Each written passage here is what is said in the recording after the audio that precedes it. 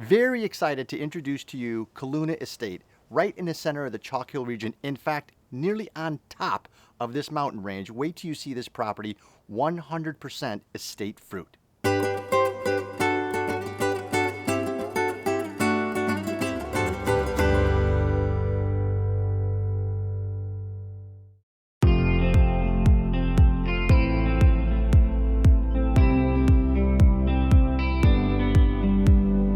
Well, David, thank you so much for having us out. I am intrigued, where are we? Because I would like to orient the viewer to this little special piece of property because it's spectacular. So where in fact are we? So we are in the Chalk Hill growing area of Sonoma County. We're actually located in the town of Windsor. We're right in the northeast corner, right up against the Healdsburg border on both our north and our eastern property lines. And you know, for those, I think most wine lovers know where Sonoma County is, but we're north and west of San Francisco, about an hour out of the city. So technically in the Chalk Hill region, on Chalk Hill? Yeah, there's sort of a myth of the Chalk Hill. Somebody found some white, dusty powder on a hill over to the east of us and thought it was chalk.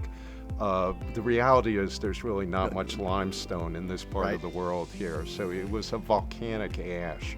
But the name stuck and has been with us for a while, and I think we're not the worse for it. No, exactly. You can benefit from that.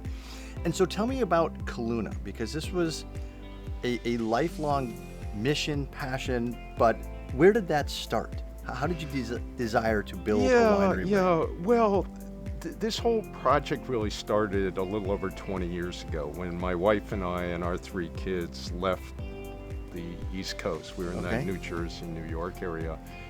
We first went to Fresno in Central California, so I could go through Fresno State's Oenology and Viticulture program.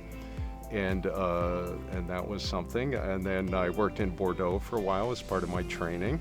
Well, and it wasn't just in Bordeaux, you worked with some pretty special people. Yeah, I worked at Chateau Quinault in St Emilion, which was owned by the Raynaud family, and Alain Raynaud is really quite a prominent consultant in Bordeaux and was a great guy and just was a fantastic experience for me. You know, I lived at the chateau and had all my meals with the family and the other workers there, and Raynaud got me around to see a lot of people too, so it was a great experience.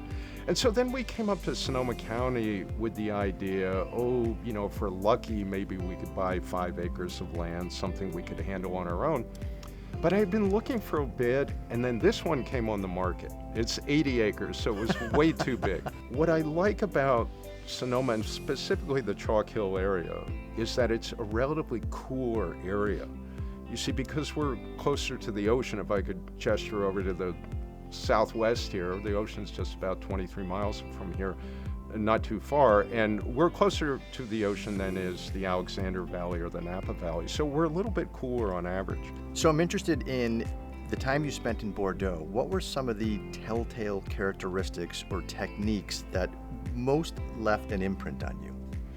Well, I think it was just learning and confirming traditional winemaking as it exists in Bordeaux. If I was going to do this whole process, I really wanted to do it right, and that meant going back to school and learning the chemistry and biology.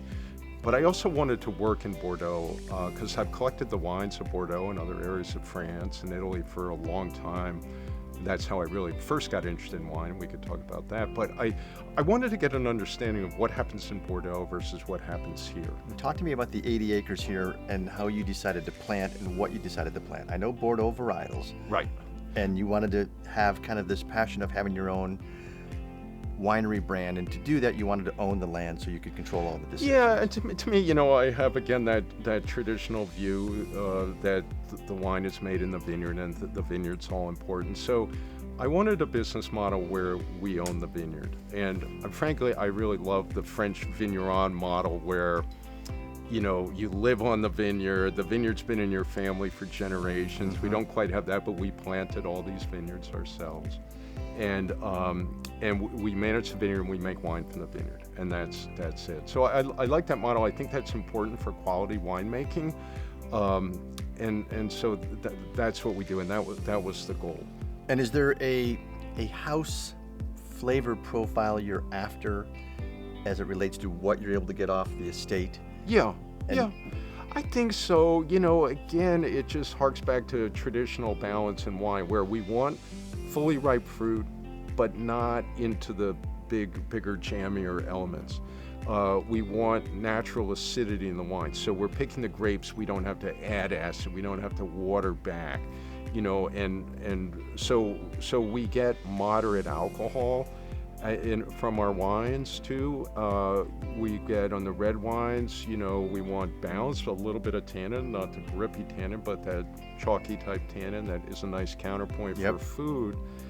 And you put all those together, as I said, it's just kind of traditional balance in wine. And when you have that, it goes well at the table, and it has the ability to age well. Great stuff, and I love the entrepreneurial pioneering spirit. Congratulations. All right, yes, thank you very much. Cheers. Simply astounding property, Calluna Estate. You can't even get here without a private invitation. The fruit is amazing. The process is amazing. David Jeffrey's got something special going on. Do yourselves a favor. Get some of this wine. Cheers, and thank you for your support.